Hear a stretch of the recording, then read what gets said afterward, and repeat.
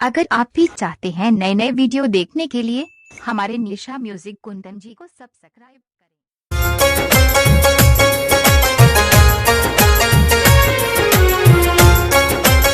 DJ Kundan Raj Arajpur बलूचक।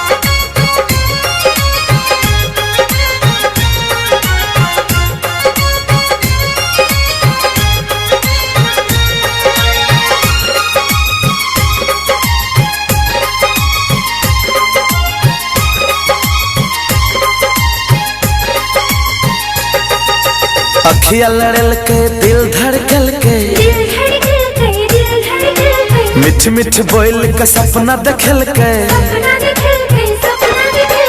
अखिया लड़ल के दिल धड़कल के मिठ मिठ बोल के सपना देखल के कहे चल हमरा अपन जान जान जान छोड़ी कल के परेशान कोना जीबै हो भगवान छोड़ी कल के परेशान कोना जीबै हो भगवान। मम्मी डैडी सबटा बात बुझल कई मिली है न ओकरा से हमारा कहल कई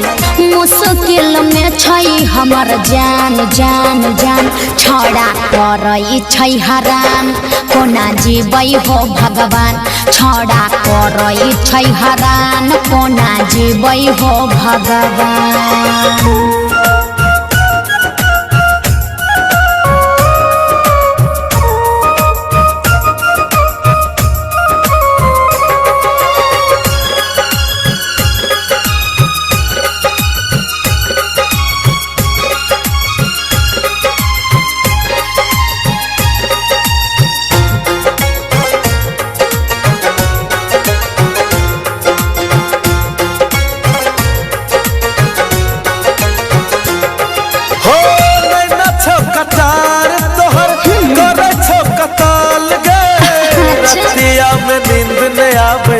खोजे छो नजर गे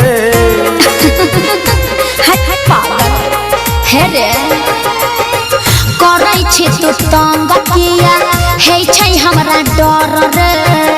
चढ़ल जवानी हमर काचे छै उमर रे बुझली आधी आधी रतिया में याद सतल के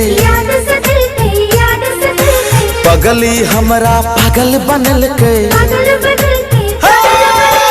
आधी आधी रतिया में याद सतल के पगली हमरा पागल बनल के देखे में लागे छे चान चान चान छोड़ी कल के परेशान कोना जीबै हो भगवान छोड़ी कल के परेशान कोना जीबै हो भगवान। DJ Kundan Raj Arajpur Baluchak mix by Abhishek Anurag.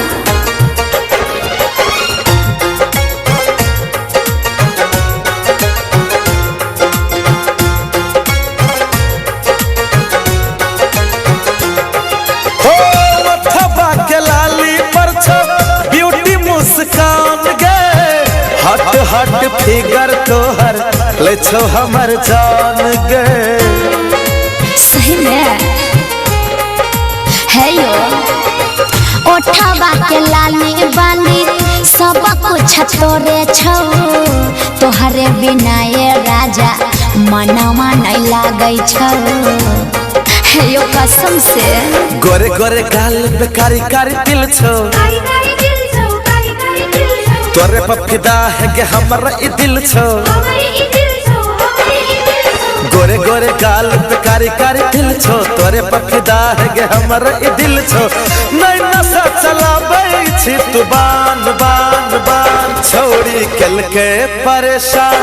कोना जीबै हो भगवान छड़ा करई छै हरान कोना जीबै हो भगवान छोड़ी कल के परेशान कोना जीबै हो भगवान छड़ा करई छै हरान कोना जीबै हो भगवान। Mobile number 77 64 91 038 9।